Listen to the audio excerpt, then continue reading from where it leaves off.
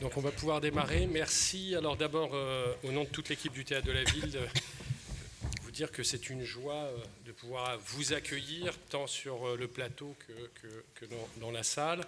Vous remercier de votre présence. Saluer évidemment toutes celles et ceux qui sont venus aujourd'hui d'Italie pour être présents avec nous, des journalistes, des auteurs, des directrices, des directeurs de théâtre, des artistes, des comédiennes, des comédiens, pour ensemble justement échanger autour de ce moment que nous avons fabriqué à Paris depuis longtemps, qui s'appelle les Chantiers d'Europe. Vous dire que ces chantiers ont été inventés en 2010, suite à la première crise économique en Europe et qui a touché fortement les pays du Sud, le Portugal, l'Italie, la Grèce. Et nous nous étions posé alors la question de comment pouvoir soutenir, accompagner des artistes européens, espagnols, portugais, grecs en particulier, italiens évidemment, qu'on voyait peu à Paris et de moins en moins, même si nous étions tous des citoyens européens convaincus, même si nous y étions tous pour une Europe fraternelle et de la paix, comme nous le sommes aujourd'hui, mais que bizarrement, on se rendait compte qu'il y avait moins d'artistes présents venant de ces pays européens frères. Donc, nous avons lancé cette idée avec humilité qui étaient les Chantiers d'Europe, pour dire tout simplement, pendant un temps, du mois de mai au mois de juin, des artistes, des poètes, des danseurs. Giovanna Marini, je me souviens, est venue d'Italie pour chanter sur le plateau du Théâtre de la Ville. Luca Ronconi, le grand metteur en scène italien, nous a rejoints aussi. Roberto Saviano était aussi présent avec nous.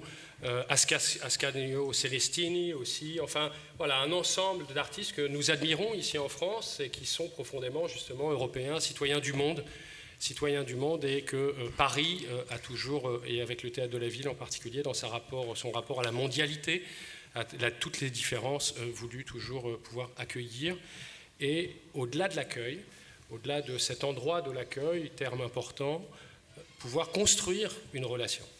Alors, cette journée, donc aujourd'hui, nous sommes ici réunis. Merci vraiment à vous. Merci à Arnaud, pour Arnaud Gatcha, qui est l'adjoint de Anne Hidalgo à la mairie de Paris, en charge de l'Europe, des relations internationales et de la francophonie. Merci Arnaud d'être représenté et d'être là présent aujourd'hui, de représenter la maire de Paris, mais aussi justement dans ce portefeuille d'adjoint en charge à l'Europe. Et qui est évidemment quelque chose, nous le savons, qui tient à cœur et qui nous tient à cœur dans tous les échanges que nous avons. Merci à toi Sandrine, à Sandrine Trainer, directrice de France Culture. France Culture, voilà, ça s'appelle France Culture. Et c'est pas facile à porter. Voilà. La France et la culture sur toutes les ondes. Et France Culture qui a été vraiment un grand partenaire pour nous au Théâtre de la Ville pendant toute cette période de lockdown, comme on dit, d'empêchement, où nous avons tenté d'inventer toujours ensemble, avec l'énergie de Sandrine, la mienne, partagée, conjuguée, pour essayer justement d'inventer toujours des actes de résistance aussi. Nous avions ensemble inventé un temps pendant la fermeture de tous les théâtres qui s'appelait Combat, en citant Albert Camus, pour justement qu'est-ce qu'est notre combat pour la paix, notre combat pour l'art, notre combat pour la culture, notre combat pour l'Europe, notre combat pour l'acteur européen, l'actrice européenne, mais comment combattre avec justement la poésie et non pas avec les armes. Et nous n'imaginions pas à ce moment-là qu'en utilisant le mot combat, peut-être aujourd'hui, nous aurions des difficultés à l'utiliser dans le cadre de ce que nous connaissons avec la guerre en Ukraine. Donc cette idée de la paix, évidemment, cette idée de la paix qui nous réunit, de la paix européenne, cette idée du pont entre les arts, entre les sciences, entre les disciplines, où nous avons besoin de cette relation aussi, de ce pont européen entre la France et l'Italie, en particulier dans les pays fondateurs de cette Europe, avant même d'être une Europe de la culture, mais une Europe de la paix avec les Italiens et aussi avec l'Allemagne, bien entendu, avant même que la CE intègre le Portugal, l'Espagne et tous les autres pays. Donc dans ces pays fondateurs d'une Europe, aujourd'hui, le lien avec l'Italie, pour nous, est l'objet même d'une priorité pour reprendre un dialogue, le réinventer et le renouveler. Donc je remercie aussi maintenant le maire de Florence, qui n'est pas là, Dario Nardella, mais qui est présent, puisqu'on va entendre après une vidéo qui nous envoie un message de Florence à tous. Arnaud le connaît bien, nous nous sommes rencontrés à plusieurs reprises. J'étais moi-même à Florence il y a quelques semaines, à l'invitation de Marco Giorgetti. Et ça a été extrêmement important aussi le dialogue que nous avons eu autour de la question de cette Europe de la culture, cette fois, qui est un des thèmes, comme vous le voyez, qui nous réunit aujourd'hui. Merci à Michela Tamburino, qui est journaliste de La Stampa, que j'ai eu la chance de rencontrer quand nous étions ensemble à Florence, pour une longue conversation autour justement de ces relations franco-italiennes, franco-européennes, européennes tout simplement, de ce rapport de l'Europe au monde, et nous sommes arrivés à un mot qui était celui de l'altérité par rapport à la question de l'identité, et comment nous pouvions penser cette altérité ensemble, ce rapport à l'autre, à la différence, et non pas seulement penser à notre propre identité ou au rapport identitaire. Et nous l'avons beaucoup entendu pendant la campagne électorale avec l'extrême droite française, et en particulier les discours insupportables d'Éric Zemmour, mais aussi de Marine Le Pen sur cette question de l'identité nationale. Donc cet échange aussi, ce dialogue nécessaire autour des œuvres, et nous présentions alors Pirandello, 6 personnages en quête d'auteur en langue française, chez vous en Italie, ce qui nous interroge aussi sur cette question de l'acteur européen qui va jouer dans un autre pays un auteur qui est le vôtre, Pirandello, mais cette fois en français, dans une autre langue, et notre capacité à redécouvrir un auteur de son propre pays, de sa propre identité artistique et culturelle, dans la langue de l'autre, c'est bien un des exemples concrets de l'altérité. Donc merci à vous, Marco Giorgetti, qui est là, que je ne vous présente pas pour la plupart, surtout celles et ceux qui viennent d'Italie, mais qui est le grand partenaire depuis 2018 d'une relation que nous construisons pas à pas, step by step, jour à jour, et qui montre bien que nous croyons à la durabilité. La durabilité, aussi un autre mot pour nous, dans la relation culturelle et artistique, dans la relation d'une troupe d'acteurs, dans la durée, et que nous ne sommes pas là juste pour marquer un instant, marquer un coup, comme on dit en français, marquer un événement, mais construire dans la durée et avoir des rendez-vous progressifs, comme ce grand rendez-vous que vous avez organisé à Florence il y a peu de temps, pour cette grande journée du 7 mai, autour de cette grande problématique européenne. Donc merci Marco d'être présent aujourd'hui en tant que directeur du Théâtre National et du Théâtre de la Pergola de Florence, et de l'intervention et des échanges que nous avons. Je voudrais vraiment dire que dans l'échange que nous allons avoir, vous allez pouvoir évidemment intervenir, que chacun de nous, voilà, moi j'ai donné quelques éléments et quelques mots qui nous semblent importants dans la trajectoire que nous tentons d'emprunter, et dans ce chemin. La présence aujourd'hui de Claudia est aussi très très importante à cette table, parce que nous sommes rencontrés lorsque Claudia était conseillère à l'Élysée pour la culture auprès du président de la République Emmanuel Macron, et que nous avons immédiatement échangé, je peux en témoigner, des relations européennes, de la capacité de faire des ponts entre les pays, entre les peuples, et aussi qu'est-ce que c'est qu'un projet de culture aujourd'hui en France. Et nous attendons ici, nous les Français, le nom de la ou du prochain ministre de la Culture dans les heures, dans les jours qui viennent. Et nous savons que nous attendons beaucoup, mais nous savons que le ministère de la Culture est aussi un endroit qui a besoin peut-être de penser vraiment son évolution. Nous l'avons dit à maintes reprises. Donc, merci d'avoir accepté. Et enfin, merci à vous, chère Giovanna Meloni, puisque vous allez traduire. Et là, vous allez faire un raccourci, nécessairement. Vous allez condenser, comme un plat à la cuisson, tout ce que j'ai dit, parce que nos amis italiens ont parfaitement compris, je pense, les grandes lignes, en tout cas, qui ont pu être tracées. Voilà, donc je vais maintenant vous laisser traduire quelques instants. Ensuite, le déroulé, Arnaud Ngaccia va évidemment prendre la parole, et puis nous enchaînerons chacune et chacun, et nous allons essayer d'être dans un dialogue vivant aussi, avec vous, ensemble, autour de ces questions. Merci à vous.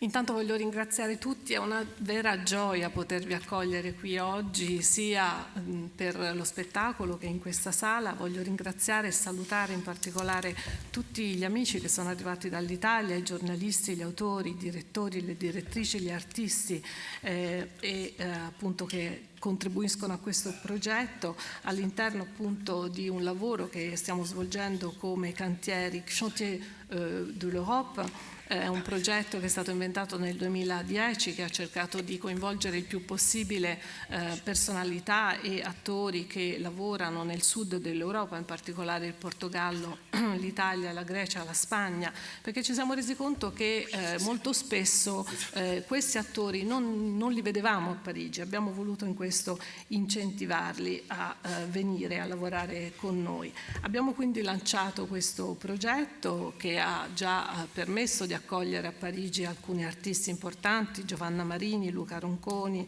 Roberto Saviano, Ascanio Celestino e altri artisti che hanno comunque una grossa fama e risonanza a livello internazionale.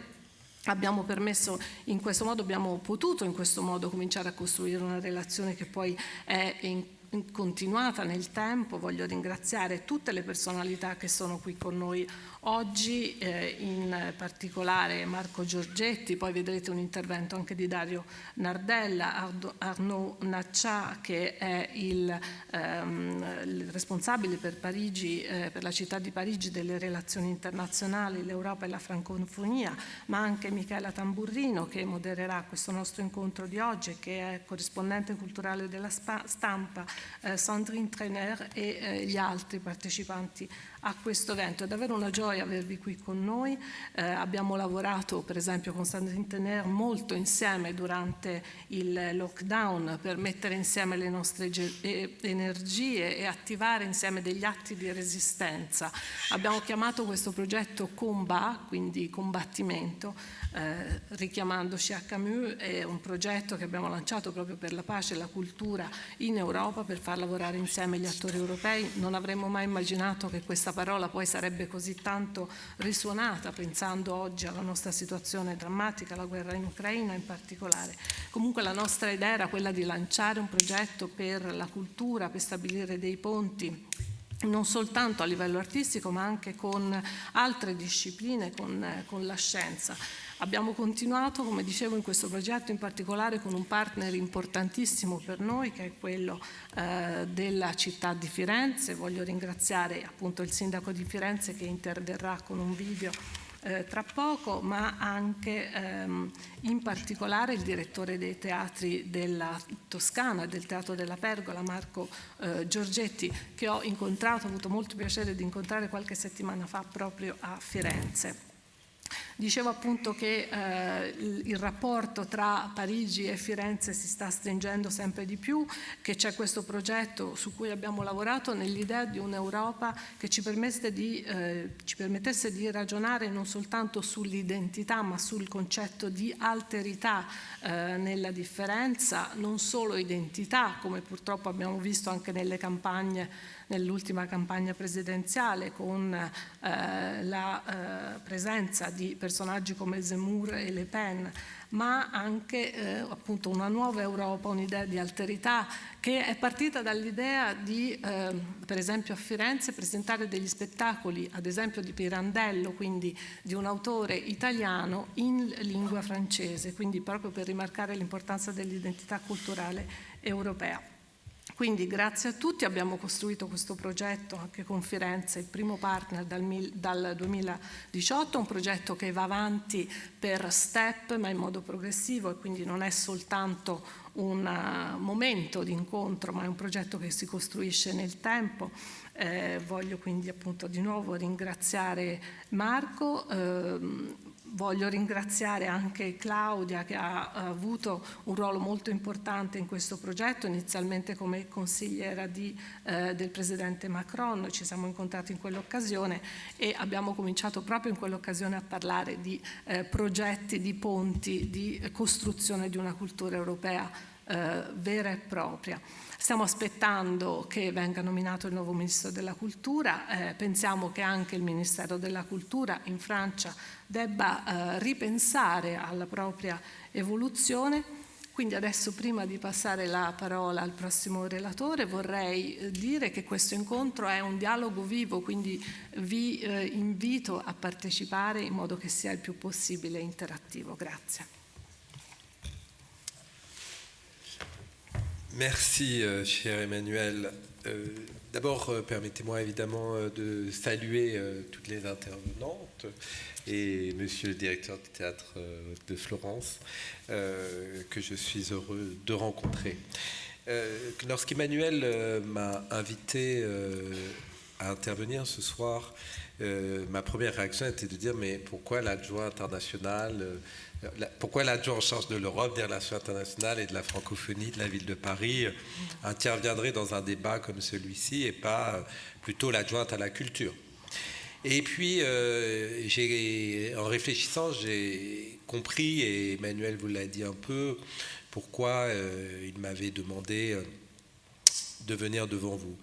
Il l'a fait parce qu'effectivement, dans le cadre des relations internationales que nous menons à la ville de Paris, nous avons, en tout cas j'ai mis la culture comme un axe important, la diplomatie culturelle, dans les relations que nous nouons avec les différentes villes, et a aujourd'hui une place importante. Et cela s'illustre notamment à travers le budget que nous allouons, puisque j'ai dans le cadre de mon budget une partie avec laquelle je finance un certain nombre de programmes.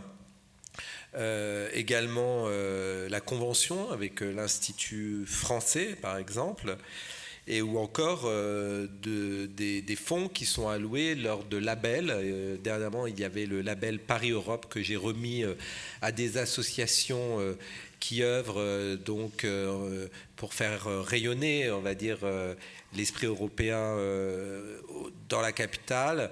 Et nous avons remis des aides à une association notamment qui va bientôt proposer, vous pourrez y aller cet été, Dolce Vita sur Seine, qui sera un festival du film italien qui se tiendra sur les rives de la Seine et dont l'équivalent d'ailleurs est également à Rome, sur les berges du Tibre. Mais je reviendrai à l'Italie plus spécifiquement parce que ça a été la deuxième raison pour laquelle aussi j'ai accepté de venir ici. Donc il y a cet aspect, on va dire, financier. Il y a aussi notamment un aspect de représentation. Il faut savoir que la maire de Paris a souhaité que je figure dans de nombreux conseils d'administration, celui du théâtre que dirige Emmanuel, puisque je suis membre du conseil d'administration du théâtre de la ville, mais également de la Tour Eiffel, par exemple, ou de l'ensemble intercontemporain qui fait rayonner la musique contemporaine à travers le monde. Et à travers nomination dans ces grands conseils d'administration, dans ces grands lieux de la culture, c'est aussi traduire cette volonté de la ville de Paris de faire rayonner cette culture à l'international. Je regarde Claudia parce que je sais, avec les éminentes fonctions qu'elle a eues auprès du président de la République française, qu'elle comprend et lorsqu'on voyage à l'étranger, on sait que le rayonnement de notre pays repose beaucoup sur cette culture. C'est pour ça que nous attendons, et je suis comme vous, cher Emmanuel, impatient de savoir, j'espère que ce sera une femme d'ailleurs, qui sera à la tête du ministère de la Culture, enfin surtout quelqu'un de compétent, c'est ce qu'on demande principalement à un ou une ministre de la Culture. Mais en tout cas, nous sommes impatients également, mais je reviens à mon propos. Donc ma présence dans ces conseils d'administration donc participe à ce rayonnement. Et d'ailleurs, il y a à peu près 8 mois, j'ai organisé une conférence internationale sur la protection des forêts d'Afrique centrale.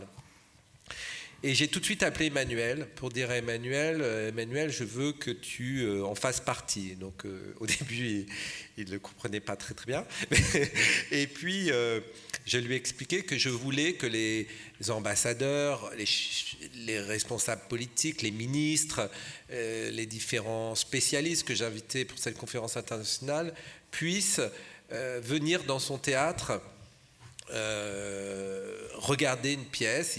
Nous avions donc pensé avec Emmanuel à une œuvre qui serait créée à l'occasion de cette conférence internationale. La crise sanitaire, malheureusement, nous a empêchés de faire cette représentation. Néanmoins, il y a eu ici un concert, un dîner donné dans le foyer du Théâtre de la Ville avec le sublime Gauthier Capuçon qui est venu jouer un moment absolument de grâce, et tous les invités, les maires, les ministres qui avaient été invités sont repartis, et on parlait évidemment avec Emmanuel, d'abord certains en découvrant le théâtre de la ville.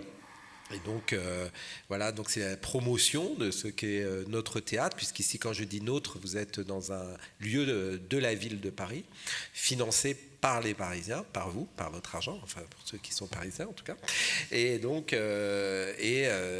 qui est un des grands équipements de la ville de Paris, culturel, puisqu'il y a 2 grands théâtres, le théâtre de la ville et le théâtre du Châtelet. Et donc, merci Emmanuel de m'accompagner, de comprendre combien c'est important que je puisse, avec toi, faire rayonner la culture parisienne à travers le monde, et d'avoir compris cet enjeu qui est pour moi essentiel. Je finirai aussi en vous disant, par exemple, comme je suis aussi également adjoint à la francophonie, le Québec ici, Emmanuel, n'est-ce pas, tu le sais, a une place, est un partenaire important du théâtre de la ville. Il participe au financement de certaines œuvres qui ont eu lieu ici. J'ai même pu assister à un spectacle de danse, Radical Vitalité, ici même, avec la déléguée générale du Québec, Michel Boisvert. Et donc là aussi, la culture me permet de nouer, d'améliorer ces relations diplomatiques que nous avons, la ville de Paris, avec nos différentes villes, ou les États, puisque la ville de Paris étant une ville un peu à part, comme toutes les capitales monde, les relations ne sont pas que des relations décentralisées. Évidemment, tout ça en accord avec la diplomatie française, il va de soi. Et je finirai par l'Italie. Alors l'Italie, il se trouve que cette année, elle est au centre de l'action que je mène. D'abord, je vais vous avouer, j'ai un faible pour ce pays depuis très très longtemps. Des raisons de cœur, notamment, m'ont amené à aimer tendrement ce pays qui est finalement, lorsqu'on le découvre, j'ai eu la chance d'y aller du nord au sud et de connaître de nombreuses villes. Ce sont nos cousins, enfin, je veux dire, en dehors de cette langue qui a cette même souche latine, on voit bien ce qui nous rapproche en allant là-bas, la littérature, le patrimoine, la culture, évidemment. Et je suis particulièrement heureux cette année, dans le cadre de mes fonctions d'adjoint à l'Europe, d'avoir mis l'Italie, on va dire, un peu à l'honneur. Même si avant de commencer ce moment avec vous, j'étais en entretien avec la maire d'Hambourg pour un futur partenariat avec la ville d'Hambourg. Mais l'Italie est à l'honneur. Comme vous le savez, Emmanuel l'a dit, nous sommes en présidence française de l'Union européenne. Et j'ai proposé à la maire de Paris que cette année, nous mettions à l'honneur le jumelage qui lie la ville de Paris avec Rome. Il faut savoir que Paris n'a qu'un jumelage exclusif qui date de 1956. Il y a même un adage qui dit « Seul Rome est digne de Paris et seul Paris est digne de Rome ».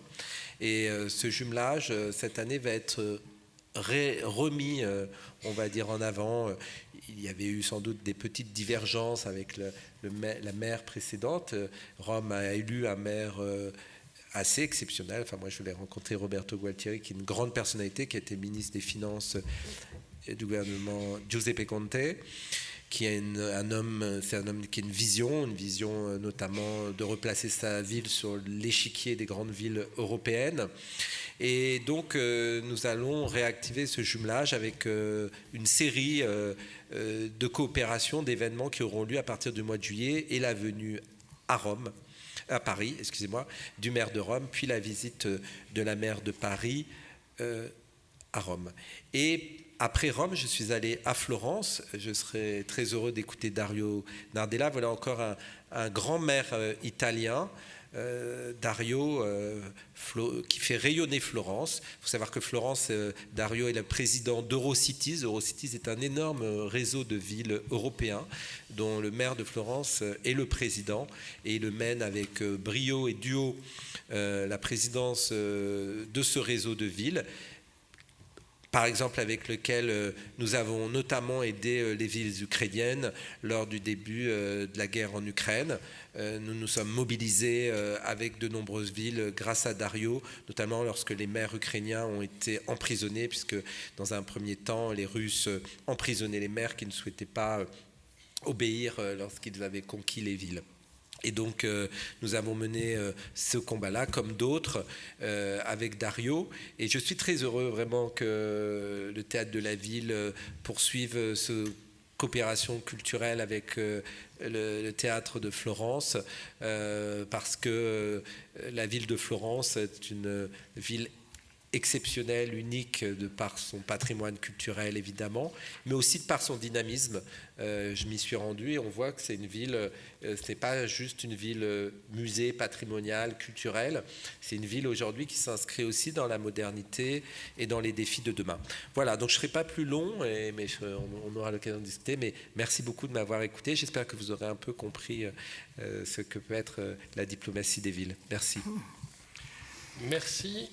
Grazie Emanuele, e saluto prima di tutto tutte le persone che partecipano a questo incontro, in particolare il direttore dei Teatri della Toscana e del Teatro della Pergola di Firenze.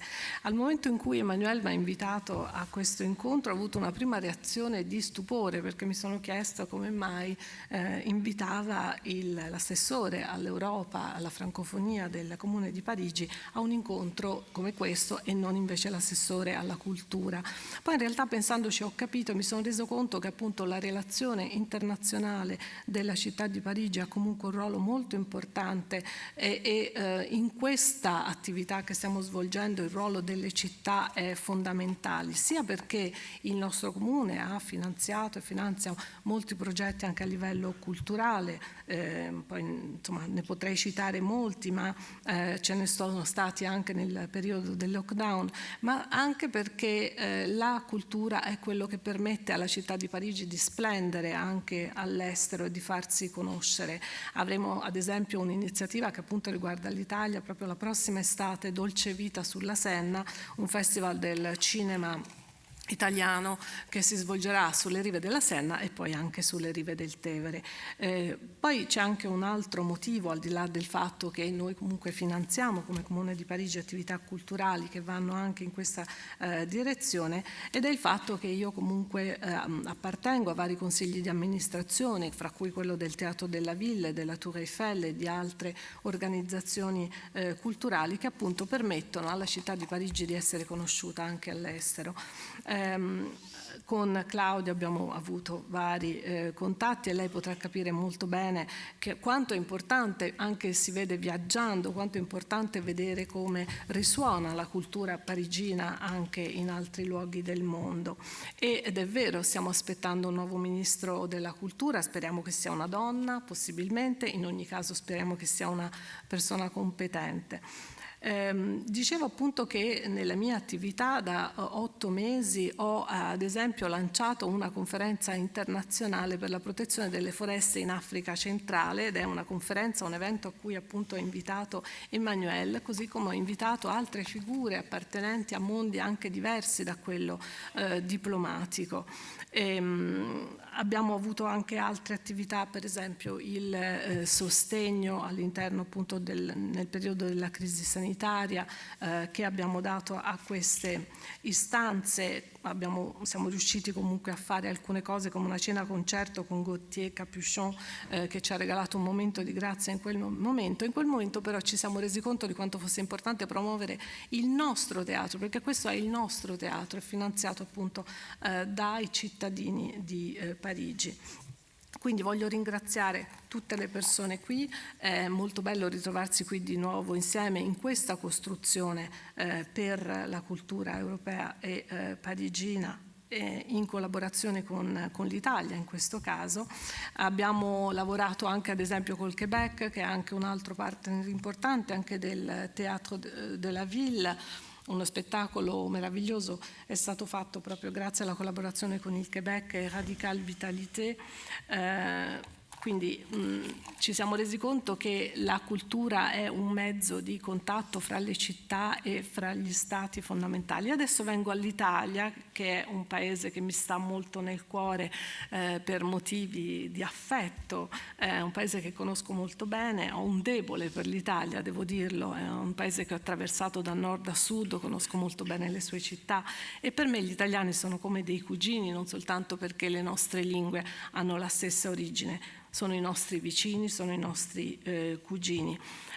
Per la sua letteratura, per il suo patrimonio culturale, l'Italia è un paese fondamentale, quindi per me è davvero un onore poter contribuire in qualche modo a questo progetto che vede appunto l'Italia e la Francia insieme. Siamo anche nel momento in cui, come sapete, la Francia ha la presidenza di turno dell'Unione Europea. Abbiamo deciso in questo ambito di rilanciare il gemellaggio che Parigi ha storicamente con la città di Roma dal 1956, un gemellaggio che è esclusivo e che vorremmo riportare in auge dopo che per un po' di tempo è stato un po' trascurato per divergenze con la sindaca precedente. Ho incontrato personalmente Roberto Gualtieri, ex ministro delle finanze nel governo Conte, e abbiamo con lui stabilito dei rapporti molto forti, quindi da giugno riattiveremo il gemellaggio con Roma. E ci tengo anche a parlare di Firenze, una città a cui sono molto legato, conosco bene il sindaco Dario Nardella che ha permesso a questi progetti proprio di splendere a livello europeo, lui è anche presidente di Eurocities, un'associazione che riunisce molte città europee, e con lui ad esempio abbiamo dato un aiuto sostanzioso alle madri ucraine che venivano messe in prigione nei primi tempi della guerra dai russi perché non volevano abbandonare le loro città. Abbiamo fatto quindi questa battaglia insieme a Dario. Ci tengo quindi molto davvero a dire quanto sia importante questo rapporto fra il Teatro della Ville e il Teatro della Pergola, perché Firenze è una città straordinaria, è una città eccezionale dal punto di vista anche culturale, ma anche per il suo dinamismo, perché si iscrive pienamente anche nella modernità. Questa è una sfida che siamo in grado di raccogliere anche grazie al dinamismo della città di Firenze. Ancora una volta, grazie. Merci. On peut peut-être maintenant entendre le maire de Florence qui nous a donc envoyé un message, Dario Nardella. Qui da Palazzo Vecchio invio a tutti voi un messaggio di amicizia e collaborazione. In occasione del Festival Chantiers d'Europe e ringrazio l'amico Emmanuel de Marcimotta per l'invito che ha rivolto alle istituzioni fiorentine, in particolare al Teatro della Toscana, al Teatro della Pergola. L'appuntamento di Parigi fa seguito ad una serie di incontri già realizzati, tra cui anche quello di Firenze in occasione del Festival d'Europa. Sono tanti momenti significativi che ci permettono di consolidare questa rete tra teatri e istituzioni culturali, intorno all'idea portante della Carta 18-21, di cui abbiamo parlato tante volte con Emmanuel. L'Europa del futuro, l'Europa di domani, soprattutto se partiamo dal momento drammatico che stiamo vivendo con la guerra, non può che costruirsi sulla cultura, vorrei dire sulle culture, su questo grande ideale di pluralismo culturale che attraverso i linguaggi artistici, attraverso il pensiero umanistico moderno, contagia, contamina tutti i popoli degli stati europei. Dunque non un'Europa delle nazioni, ma un'Europa delle culture, perché qui è nato il pensiero moderno e oggi l'Europa può illuminare di nuovo il mondo intero, partendo dalla forza della cultura, la cultura accessibile a tutte e tutti, la cultura come strumento di emancipazione, la cultura come formidabile modello di formazione, la cultura come crescita della coscienza critica delle persone. Per questo le istituzioni culturali sono degli ambasciatori, sono degli snoti di una rete di civiltà che è anche una rete politica, in un'alleanza tra istituzioni culturali e città, perché le città sono la vera base democratica dell'Europa. Le comunità locali vivono le profonde trasformazioni. Pensiamo alle sfide del cambiamento climatico, dell'inclusione sociale, della crisi energetica, dell'innovazione digitale.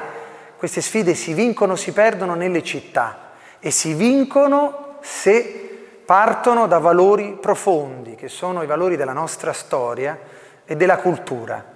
Ed è grazie alla cultura che noi possiamo osare, possiamo guardare al futuro, possiamo mettere in discussione lo status quo, come ha fatto Firenze nel Rinascimento, quando ha sovvertito i canoni estetici dell'architettura, dell'arte, della pittura, della scultura, del pensiero filosofico. Dunque, grazie per questa iniziativa. Firenze vuole essere in prima linea in questo progetto, che va dalla Carta 18-21 a tutte le iniziative che si moltiplicheranno attraverso i teatri e le istituzioni culturali nei vari paesi. Merci beaucoup, cher Emmanuel, cher ami. Je vais confirmer de nouveau que Florence est absolument convaincue de collaborer avec ce réseau d'institutions culturelles à travers un idéal nouveau de modernité, de transformation de l'Europe pour avoir une Europe plurielle, une Europe libre, mais aussi une Europe plus unie. Et donc, pour former cette alliance entre les villes européennes qui sont la base politique et démocratique de l'Europe et les institutions culturelles. La culture pour une nouvelle saison de notre continent, de l'Europe des peuples. Merci beaucoup et bon travail à tout le monde. Merci, on va enchaîner. Je vais passer maintenant la parole à Michaela Tamburino, journaliste donc de la Stampa. Merci de votre présence, chère Michaela, vous avez la parole. Merci à toi, Emmanuel, vraiment, avec le cœur, merci. Je m'excuse parce que je ne parle pas votre fantastique langue et alors j'ai écrit quelque chose pour introduire. C'est pas vrai parce que j'ai travaillé une semaine, mais c'est ça. J'ai étudié. Alors, on parle de théâtre, on parle de culture, mais on doit voir où nous sommes en Europe. Qu'est-ce que c'est votre travail en Europe maintenant, dans ce moment ici? Alors, je parle in italiano, c'est mieux. È bello essere nel tempio del teatro, fa bene al cuore e aiuta a credere che qualcosa il teatro possa fare per noi e che noi per il teatro qualcosa possiamo fare. Non sarebbe appropriato iniziare con degli interrogativi, purtroppo si deve. Più domande che risposte, più dubbi che certezze.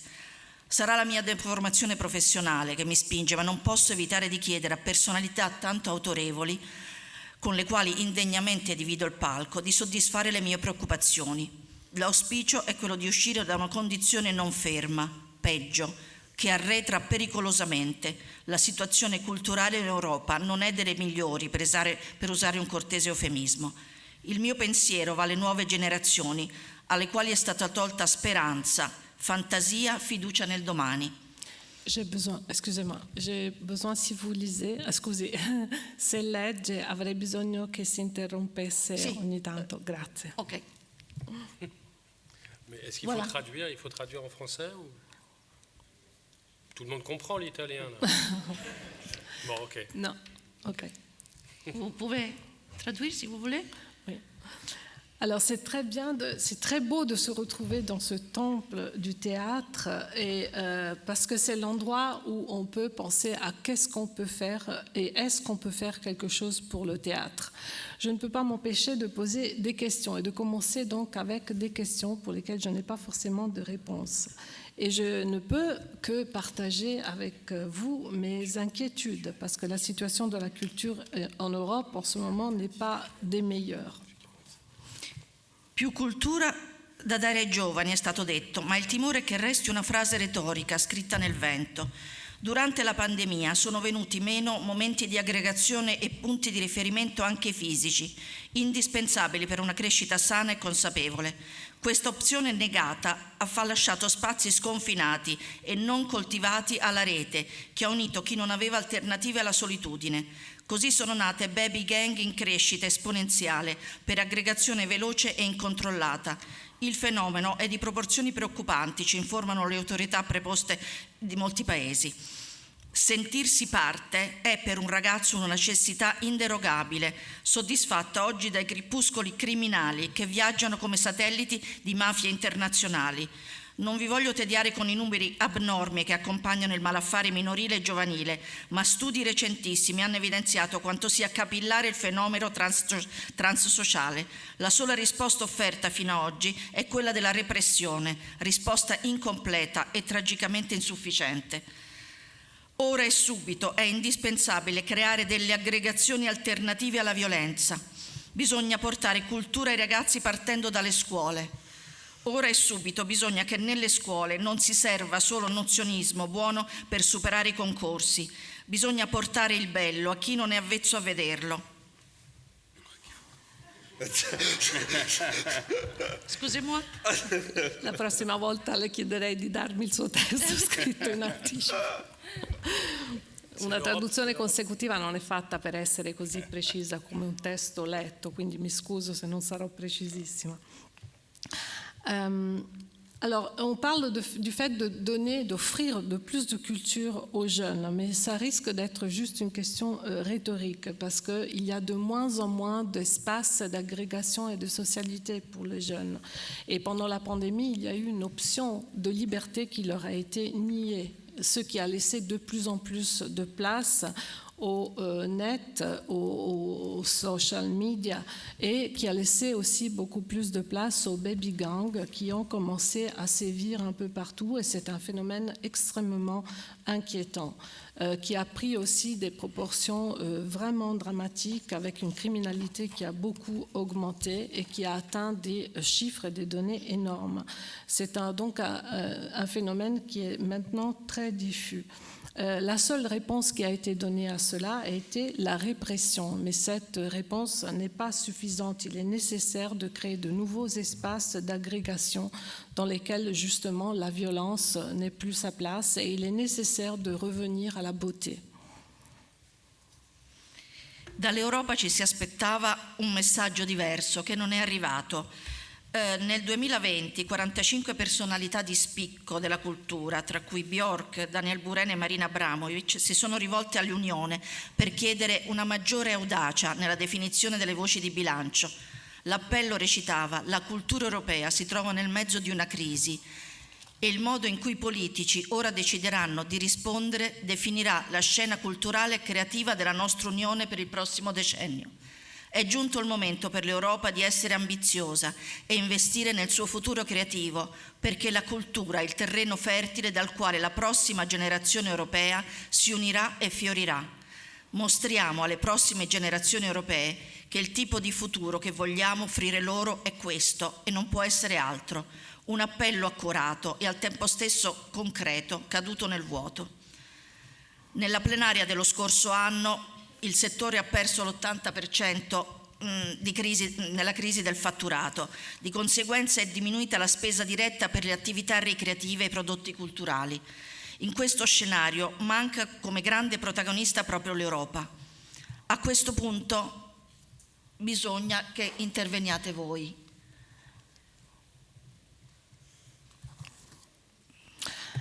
Donc,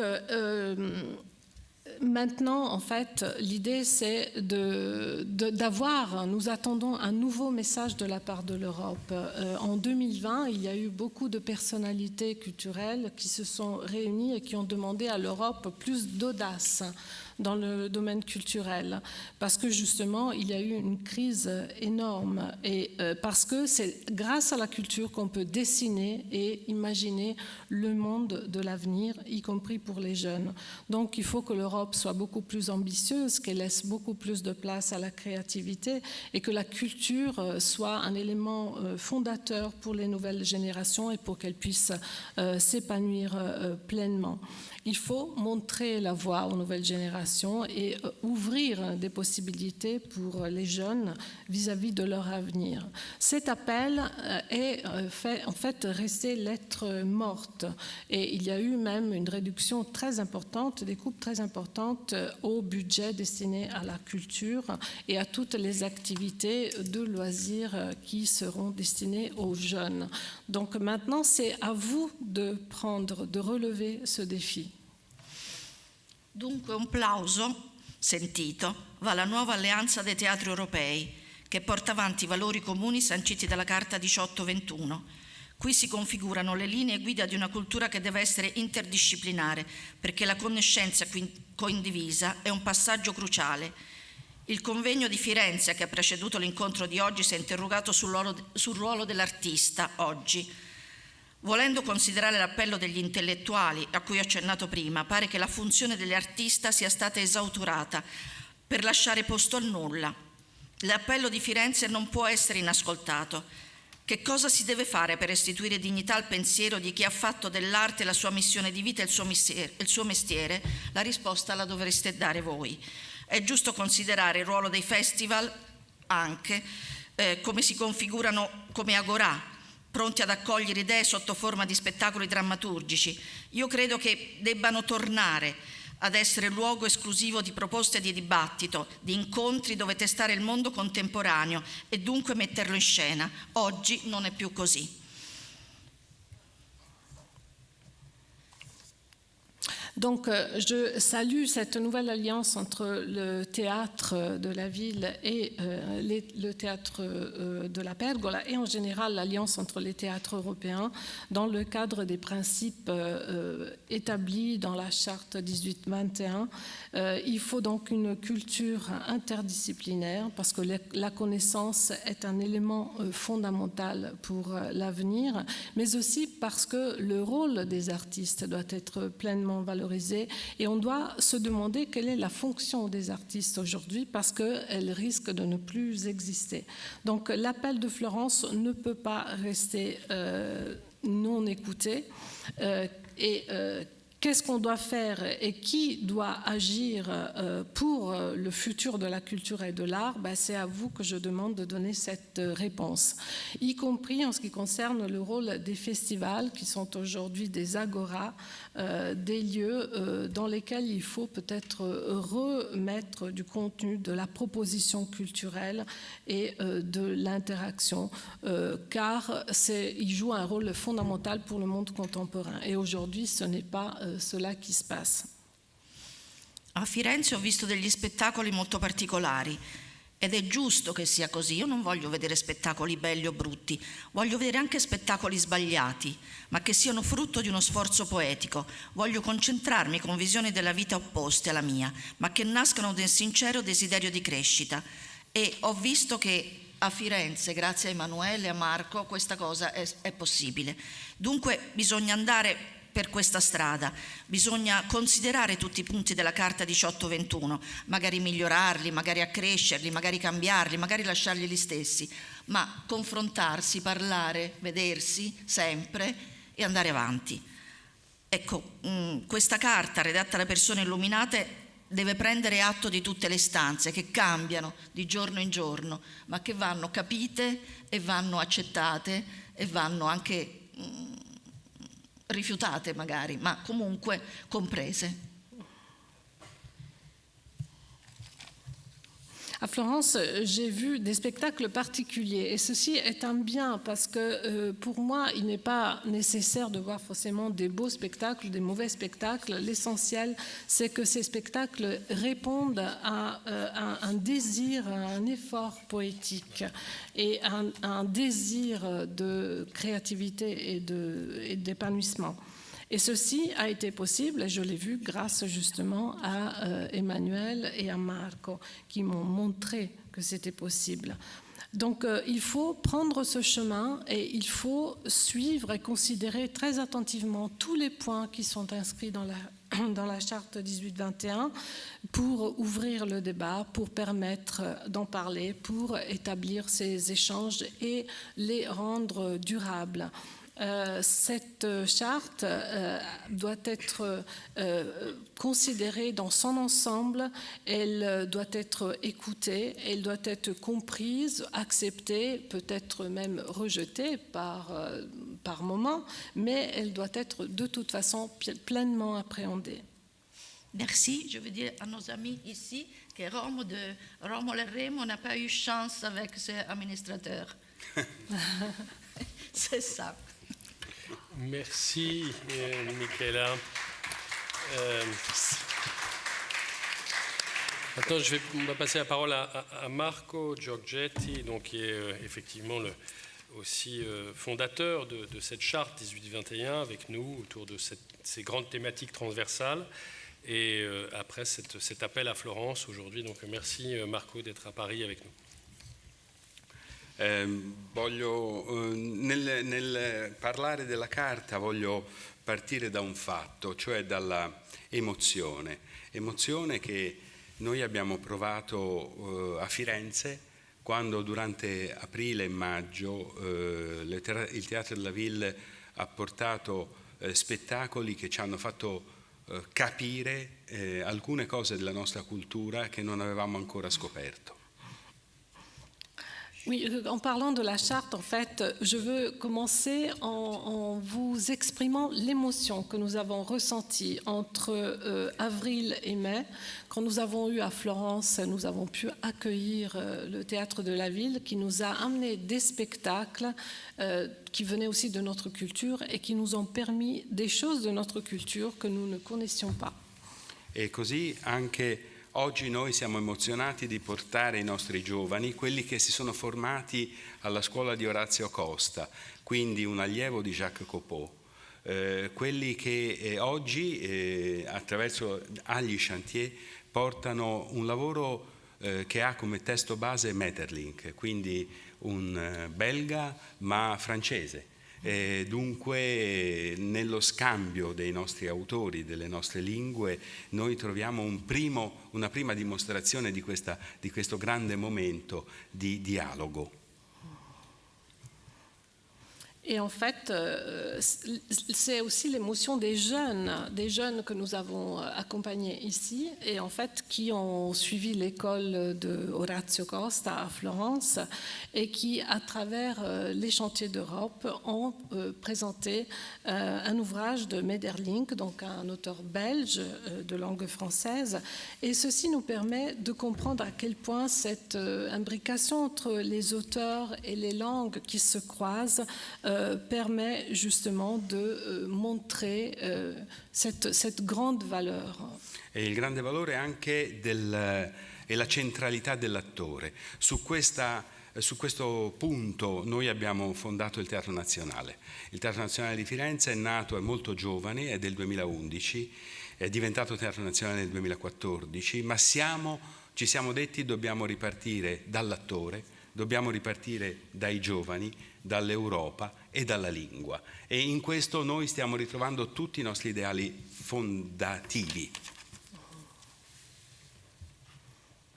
Et en fait, donc, cela nous ramène aussi à la centralité, au rôle central de l'acteur, qui est le cœur de notre activité au Théâtre National, qui est né en 2011, qui a été déclaré Théâtre National en 2014, repartir donc de l'acteur, des jeunes de l'Europe, de la langue et notamment de nos valeurs fondateurs. E questo è successo perché ci siamo incontrati e abbiamo subito condiviso un'idea formidabile, devo dire, di Emanuele e del suo gruppo di lavoro. Questo manifesto, questo appello, all'inizio un appello forse, lo abbiamo anche un po' elaborato, ma abbiamo capito che era effettivamente una mappa attraverso la quale poter organizzare il nostro lavoro. È stato un patrimonio unico questo della Carta 1821, che oggi è una Carta europea 1821 per una Europa della cultura, così si chiama.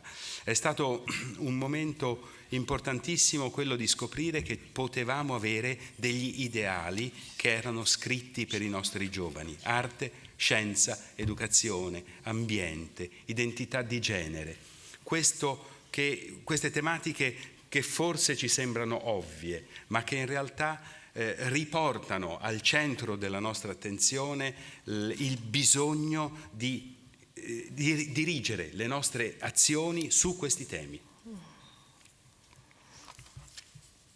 Et en fait, ceci s'est produit parce que nous nous sommes rencontrés d'abord et parce que nous avons pu partager cette idée formidable qu'a eue Emmanuel et qui a pris la forme de ce manifeste. D'abord, c'était peut-être une sorte d'appel qui a été élaboré et qui est devenu petit à petit vraiment la map, la carte à travers laquelle nous avons pu organiser notre travail. Cette charte est un patrimoine unique, c'est la charte européenne pour l'Europe de la culture, justement. Et ceci nous a permis aussi de donner une nouvelle place aux jeunes, mais aussi à l'art, à la science, à la formation, à l'environnement, à l'identité de genre, pour réaliser des activités et revenir à la nécessité de reprendre en main nos valeurs. E questa carta noi la continuiamo a scrivere, a elaborare con l'aiuto soprattutto dei giovani, questo è l'altro punto di attenzione. Abbiamo scoperto con molti liceali italiani che hanno dialogato con molti liceali francesi che potevamo costruire una piattaforma di interesse su questi temi e anche, oso dire, usare il teatro secondo questi temi, ma anche un po' andare oltre il teatro. Questo è stato un elemento ponte di questa carta. Non è detto che passino questi temi soltanto attraverso appunto il teatro, ma attraverso molti altri modi di stare insieme e di trovarsi. Questo ce lo insegnano i giovani. Et donc, en fait, c'est une charte que nous continuons à écrire directement avec les jeunes, avec cette rencontre entre des élèves italiens et français, d'élèves de lycée qui se sont rencontrés et qui ont véritablement construit une plateforme d'intérêt commun sur ces thématiques, effectivement en passant par le théâtre d'abord, mais pas uniquement dans le cadre du théâtre. Le théâtre était un élément qui nous a permis de construire un véritable pont, mais ce n'est pas nécessairement par le théâtre qu'on peut complètement affirmer ces valeurs, mais aussi à travers d'autres manières d'être ensemble, et c'est ce que les jeunes nous ont appris.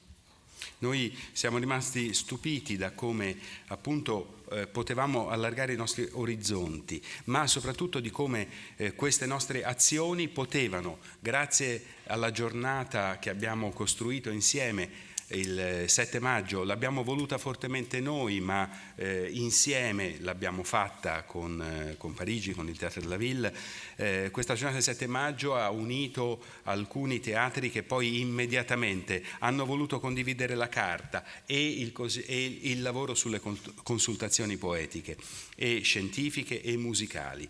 Le azioni, voglio ricordarle brevemente perché da oggi i nostri appuntamenti, gli appuntamenti di un progetto europeo si fanno periodici. Non ci fermiamo qui, non abbiamo soltanto il 7 maggio, ma avremo il 18 giugno un'altra giornata europea sulle consultazioni, avremo una giornata dedicata alla quale parteciperemo, dedicata all'Africa, il 30 giugno e il 1 luglio, e avremo fra la fine di giugno e inizio luglio sempre toccheremo con le consultazioni Sibiu in Romania, per poi toccare Zagabria in Croazia e il Mittelfest Festival a Cividale, che è un ponte verso l'est dell'Europa. Questi sono appuntamenti concreti che seguono al 7 maggio, a oggi, per continuare in un percorso che ha come base questa mappa e come azioni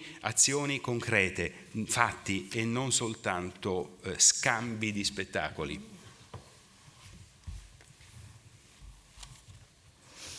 Donc nous avons été même surpris de la manière dont ces actions ont permis d'ouvrir, élargir les horizons des jeunes notamment, mais aussi les nôtres.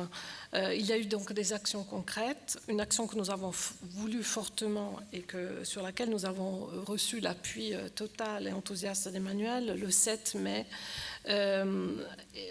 donc nous avons réalisé pleinement avec le Théâtre de la Ville et qui a permis de faire rencontrer plusieurs théâtres européens qui ont voulu immédiatement adhérer à cette charte à travers les consultations poétiques, scientifiques et musicales. Mais il y aura d'autres rendez-vous, d'autres actions que nous allons réaliser ensemble dans le cadre de ce projet européen et ce sont des rendez-vous périodiques et constants qui vont se réaliser. Donc il n'y a pas uniquement la date du 18 juin qui est déjà prévue pour des consultations, mais aussi une journée pour l'Afrique le 30 juin et le 1er juillet, et des consultations à Sibiu en Roumanie, à Zagreb et aussi au Middelfest de Cividale en Italie. Ce sont des rendez-vous concrets qui construisent concrètement ce parcours partagé, le parcours de cette charte qui est notre carte, notre map, notre plan pour mener justement des actions concrètes et pas uniquement un échange de spectacles.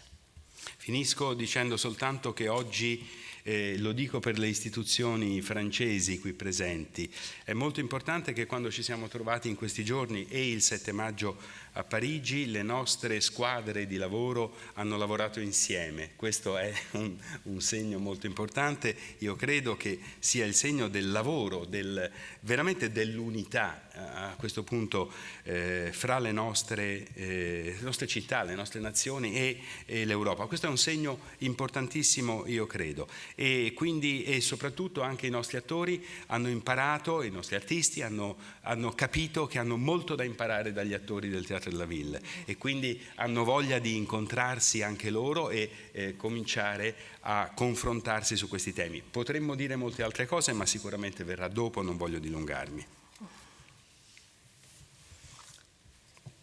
Donc en fait, ce sont des actions que nous avons menées ensemble et je veux terminer en disant et en m'adressant notamment aux institutions françaises qui sont ici présentes pour dire justement que c'est important ce que nous avons fait aussi le 7 mai ici, mais ce qui est vraiment important, c'est que nos équipes ont commencé à travailler ensemble concrètement. C'est un signe très important de ce travail commun, mais aussi d'une unité qui maintenant réunit nos villes, nos pays et l'Europe tout entière. C'est un signe fondamental et qui parle.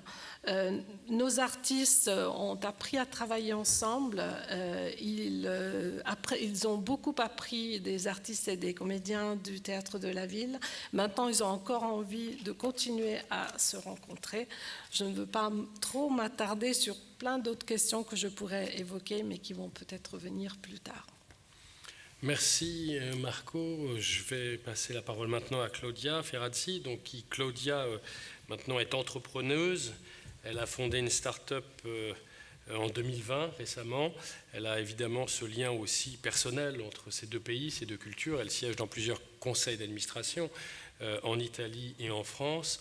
Et voilà, maintenant, à toi Claudia de prendre la parole.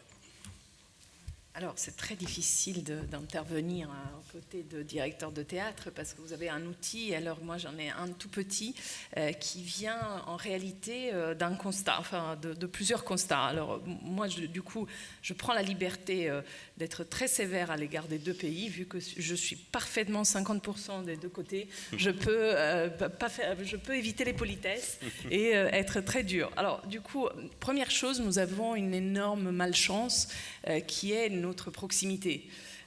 En fait, c'est une malchance parce que ce sont deux pays qui n'ont pas assez investi l'un sur l'autre, pour connaître l'autre, et c'est effectivement la malchance de ceux qui sont trop proches.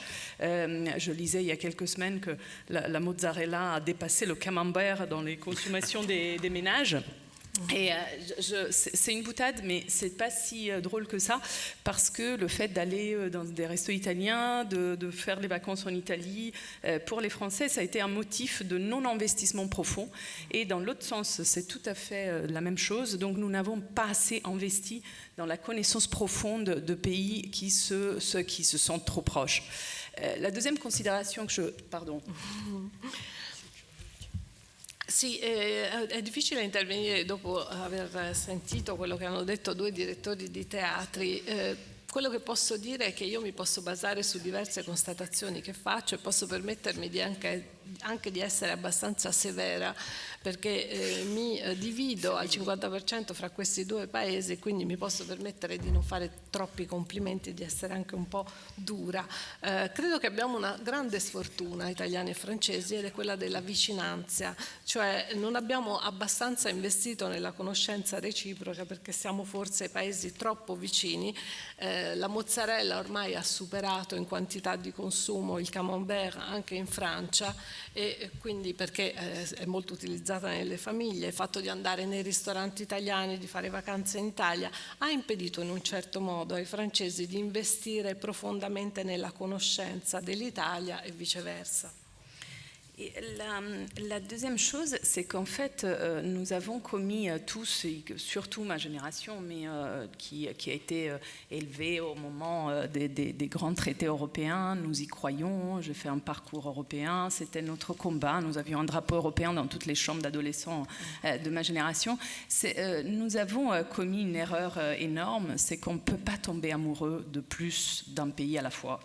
Et alors ça, il y a beaucoup de gens qui se trompent là-dessus. On ne peut pas tomber amoureux de 26 pays, de 17 langues, et on ne peut pas être profondément engagé sur autant de diversité. Alors du coup, l'expérience que tu citais, Emmanuel, de l'altérité, quand on l'a fait une fois, on peut la faire après 26 fois, mais il faut la faire une fois de manière profonde, et c'est pour ça que votre relation entre les deux théâtres et entre les deux pays m'intéresse particulièrement, parce que ensuite on peut se tourner vers l'autre, et ça sera un autre, mais ça sera toujours l'autre, et donc cette formation est fondamentale pour nos jeunes, et on s'est peut-être trompé de se tourner trop vite sur un multilatéralisme qu'on peut comprendre avec le cerveau, mais pas trop avec le cœur.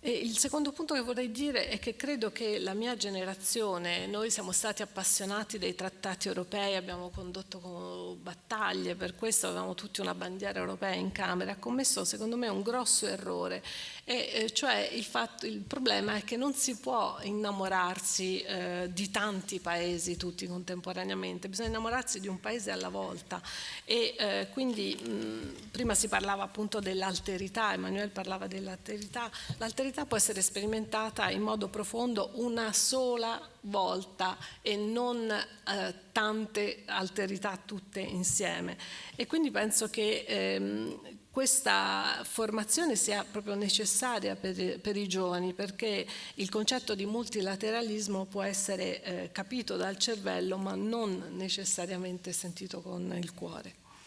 Alors, moi, du coup, après une quinzaine d'années dans les institutions culturelles et puis auprès du président de la République, je me suis rendu compte qu'en fait, nous n'avions pas les citoyens que nous étions, au fond, surtout une génération jeune, mais je ferai un raisonnement un peu plus large, nous n'avons plus une relation d'usage avec le monde culturel. Alors j'aime beaucoup, Marco a cité usare il teatro, il disait. Et cette relation d'usage où j'ai besoin de quelque chose, la culture m'est nécessaire. Si vous regardez, si vous écoutez les gens, c'est très rare, et nous avons arrêté, nous, institutions culturelles et opérateurs culturels, de le mettre en avant, parce que nous pensions, là aussi en commettant peut-être une erreur de mots ou de posture, en pensant qu'en fait c'était pas noble d'être utilisé, c'était pas noble d'utiliser, et qu'il y avait au fond une sorte de relation marchande à ça, de laquelle il fallait rester très éloigné. Io mi occupo da 15 anni di appunto istituzioni europee, l'ho fatto anche nell'ambito della Presidenza della Repubblica. Mi sono resa conto che i cittadini, in particolare i giovani, ci sarebbe da mettere in discussione questo, non hanno più, Marco parlava di una sorta di relazione di uso con il mondo culturale, e si pensa, è una cosa molto rara, cioè le istituzioni culturali, gli operatori culturali non considerano questa possibilità perché pensano che non sia una modalità finalità nobile essere utilizzati o utilizzare ad esempio il teatro, si dà a questo un'accezione quasi un po' commerciale da cui ci si vuole allontanare. Et c'est pour cette raison que j'ai testé une nouvelle modalité d'action culturelle qui est en fait une start-up qui se met aux dispositions des entreprises pour répondre à leurs questionnements d'entreprise, comme des consultants ou des formateurs. Mais au lieu d'utiliser les instruments d'un consultant ou d'un formateur, je n'utilise que les instruments de la culture et de la création artistique. Donc des langages, des artistes, des méthodes, des œuvres d'art. Et en fait, je demande aux utilistes de nous utiliser en fait, et de répondre d'abord à leurs questions. Alors, je vous rassure, il y a plein d'effets collatéraux positif à ça, qu'autrefois je valorisais plus que l'effet central. Donc ils rentrent dans un univers artistique, ils font la rencontre d'artistes, ils sont confrontés à des œuvres, ils observent, ils écoutent. Mais d'abord, on règle leurs problèmes dans une relation d'usage. Et à chaque fois, je dis, est-ce que Brunelleschi aurait vu qu'on est à Florence, aurait fait sa coupole s'il n'avait pas été introduit dans un processus productif et utilisé.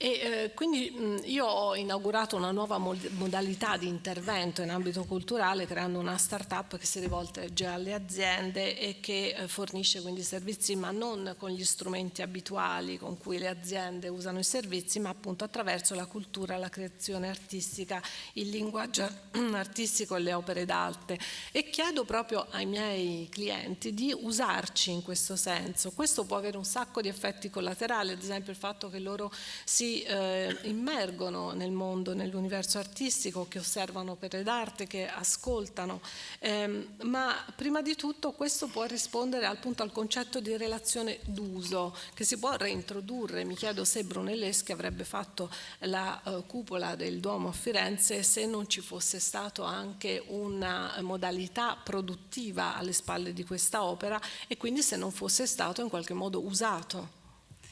Et donc à notre petite échelle, nous cherchons en effet ce que vous avez non seulement écrit mais pratiqué par la charte, qui est en réalité une idée qui n'est pas très originale, mais c'est de recréer des solidarités de fait, donc de faire en action, de pouvoir, alors quand vous me parlez, je suis trop heureuse, quand vous me parlez de jumelage, d'équipes qui travaillent ensemble, en réalité c'est quand on travaille avec quelqu'un, quand on le voit fonctionner, quand on passe une soirée avec lui, qu'on devient vraiment amis et qu'on ne pourra pas jamais plus être ennemis.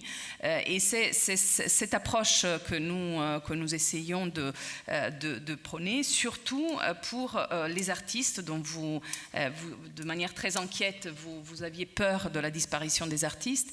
Je pense que le fait de les remettre au centre d'un processus, qu'il soit sociétal ou productif, est une manière de les remettre au cœur de nos sociétés.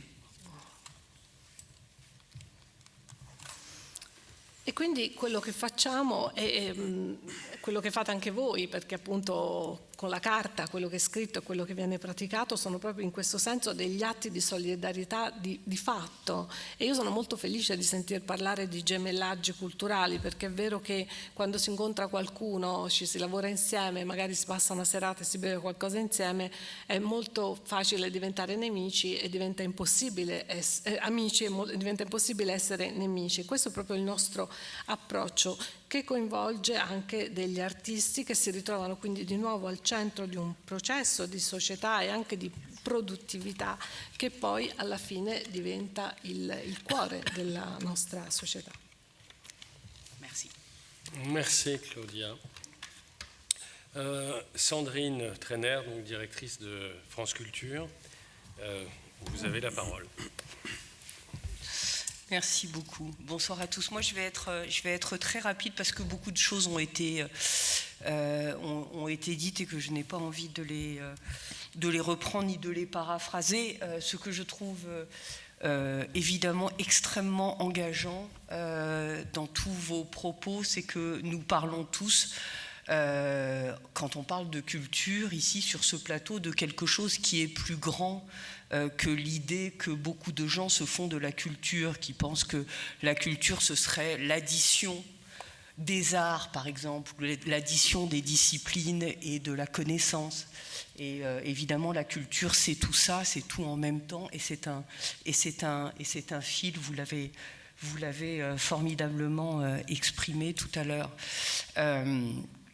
Moi, je viens d'un monde, certains d'entre vous ici aussi, d'une génération où d'une certaine façon, il suffisait d'exister pour exister. Aujourd'hui, c'est devenu beaucoup plus compliqué. Il ne suffit pas d'exister, il ne suffit pas de faire. Encore faut-il également démontrer, encore faut-il sortir de chez soi, sortir de là où on avait l'habitude d'être et d'aller pour aller effectivement chercher les nouvelles générations. Qui ne se contentent pas de venir frapper à notre porte parce que notre porte serait fort belle, de même que nous avons un mouvement à faire pour aller vers ceux qui sont de plus en plus éloignés des mondes de la culture et depuis 2 ans, je crois que nous avons beaucoup appris en la matière, puisque enfermés chacun chez nous, on voyait bien que, en fait, à rester chacun chez soi, on n'allait nulle part. Et ce qui s'ouvre depuis 2 ans, me semble-t-il, c'est effectivement un nouvel espace.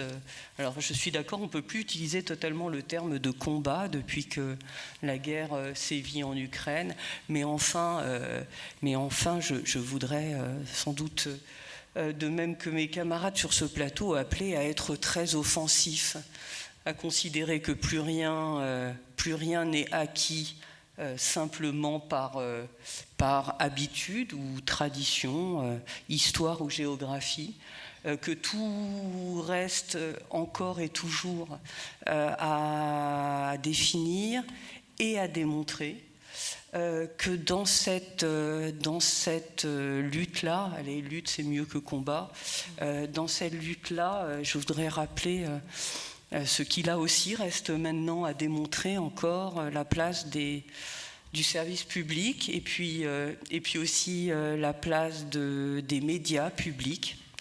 Il y a une dizaine d'années, des radios comme celle que j'ai la joie de diriger et qui est une radio en pleine expansion. Il y en avait dans tous les pays européens, ce n'est plus vrai.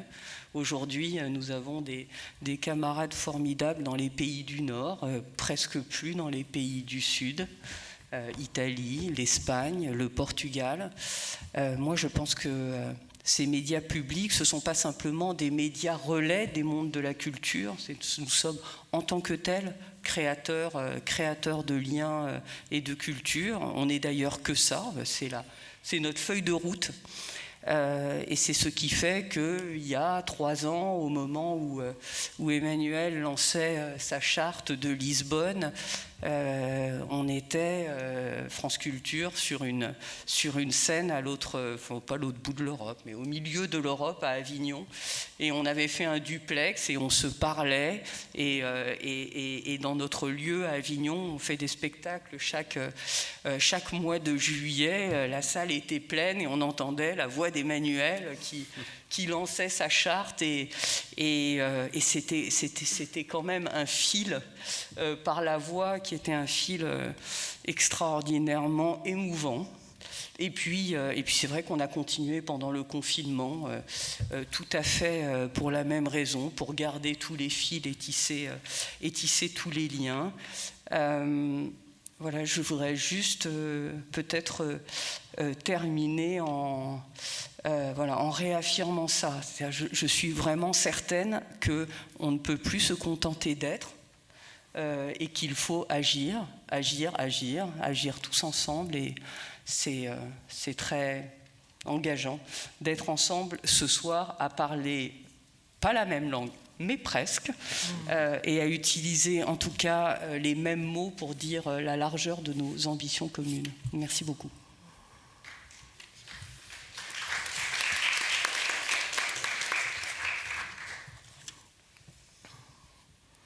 Sì, non voglio ripetere cose che sono già state dette, quindi cercherò di essere breve. Mi sembra molto significativo che siamo qui a parlare di cultura come una cosa più grande rispetto a quella che molti pensano che sia, come una somma di arti, discipline e conoscenze. La cultura è qualcosa di molto più grande, è un filo che ci unisce tutti, e io credo che nel mondo di oggi non basti più esistere per esistere, è diventato un mondo molto più complicato, bisogna anche dimostrare qualcosa, bisogna uscire dalle nostre abitudini, da quello che facciamo ogni giorno, andare magari a cercare le nuove generazioni che non vengono a bussare alla nostra porta solo perché è una bella porta, quindi è necessario che ci sia un movimento verso il fuori che ci permetta appunto di avvicinarsi a persone che sono molto lontane dal mondo culturale. Questo l'abbiamo capito ancora di più 2 anni fa, quando le nostre porte si sono chiuse per il lockdown. Sono stati anni in cui c'è stato spazio per, questa parola diceva Emmanuel, combattimento, non ci piace più tanto usarla per via della guerra in Ucraina, possiamo parlare forse più di lotta, di battaglia, e comunque credo che siamo chiamati tutti ad avere un ruolo più offensivo, nel senso che nulla è più acquisito con le abitudini, la tradizione, la storia, tutto deve essere di nuovo definito e dimostrato. Quindi in questa lotta è importante dimostrare quale sia il ruolo del servizio pubblico, in particolare dei mass media pubblici. 10 anni fa tutti i paesi europei avevano un canale radio come quello che io ho il piacere di guidare in Francia. Ormai abbiamo degli ottimi compagni che lavorano ancora nel nord dell'Europa, ma al sud, in Italia, in Spagna, in Portogallo, questo panorama si è molto impoverito. Quindi l'importanza dei media pubblici, che sono creatori anche di legami e di cultura, come diceva appunto Emmanuel. 3 anni fa lui ha lanciato la Charte de Lisbonne, noi eravamo ad Avignone e ci parlavamo a distanza e si sentiva risuonare nella sala del teatro la voce di Emmanuel che appunto enunciava questa carta, quindi un filo, una voce che era commovente già allora. Poi c'è stato il lockdown, questi fili, questi legami si sono in realtà rafforzati, e quindi credo che la cosa da dire è che appunto non ci possiamo più accontentare di essere, ma dobbiamo agire insieme. Siamo qui riuniti e questo è molto bello, non parliamo proprio la stessa lingua ma quasi, e comunque usiamo le stesse parole per parlare dell'ambizione comune che ci muove.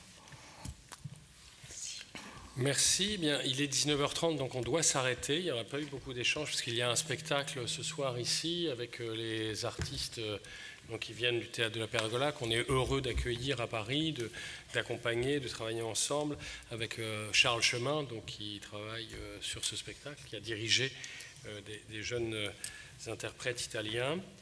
Donc, non pas en conclusion, mais je suis obligé de conclure parce qu'on doit laisser le plateau aux équipes techniques, que je remercie parce qu'on a dépassé.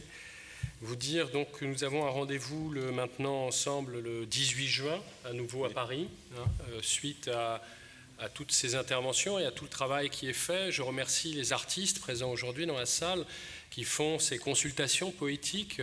Je vous rappelle qu'on en est à 30 000 consultations poétiques depuis le début du confinement.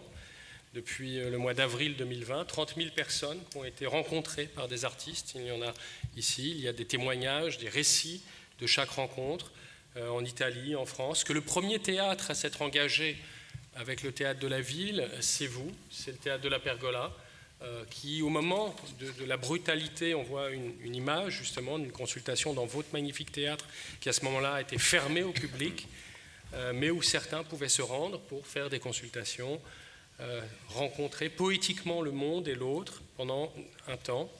Donc merci merci. Nous avons ensemble fait ce chemin, 30 000 personnes rencontrées individuellement dans un temps one-to-one. Donc ça, ce sont des réalités, ce n'est pas que des idées non incarnées, c'est incarné par vous, les actrices, les danseuses, les danseurs, les musiciennes, les musiciens, toute cette pluralité ensemble, mais aussi par le chemin des idées, de la pensée. Nous ne faisons pas ici de la politique, nous échangeons poétiquement et politiquement. Merci Arnaud, parce que oui, les affaires internationales, les affaires européennes, ce lien justement entre Europe, culture, monde, c'est ce que nous défendons ensemble. Merci Sandrine, merci à des journalistes et à vous en particulier d'être venus d'Italie aujourd'hui pour être là avec nous. Merci Marco. Merci Claudia pour toute cette trajectoire aussi, ces expériences et ces nouvelles aventures. Et vous dire enfin que nous allons évidemment continuer. Ça fait 3 ans que nous faisons cela. Il y a des résultats, comme on dit. Mais nous ne croyons pas seulement à la culture du résultat, mais au résultat de la culture. Donc, c'est ce qu'on avait dit à Nicolas Sarkozy à une époque qui parlait beaucoup d'une culture du résultat, qui voulait toujours compter. Et on disait, mais vous pouvez inverser la phrase. Et essayons de croire un peu ensemble à des résultats pour la culture, et lesquels. Mais on ne peut pas les construire seuls, on les construit ensemble, collectivement. Donc ce rendez-vous du 18 juin, il sera à Paris, dans des gares, dans des théâtres, dans des parcs et jardins. Et on est en train de le fabriquer, vous y êtes conviés évidemment, avec toujours l'Italie et la France. Et je retiens, pour être très bref, cette relation bilatérale, one-to-one, comme dans les consultations. Il faut ensemble, déjà à 2, être capable de faire quelque chose, parce qu'à 27, bon 26, peut-être bientôt 25, on ne sait pas, c'est pas facile. On voit que peut-être ce sont des chemins que nous devons tous réfléchir ensemble et que cette responsabilité elle est partagée et que le politique seul ne peut pas tout faire non plus.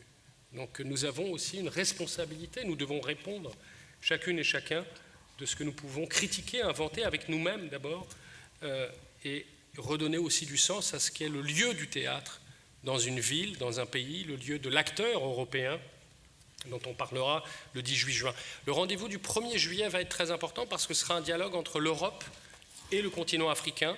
Et nous terminerons là-dessus cette grande séquence avant de partir dans d'autres pays européens. Donc cette caravane que nous inventons ensemble, voilà. J'espère que vous serez de plus en plus nombreux à la suivre, à la comprendre et à l'amender, la changer, la critiquer, puisque nous n'avons rien à vendre à part notre propre liberté de penser et de tenter d'agir ensemble. Voilà, merci à vous.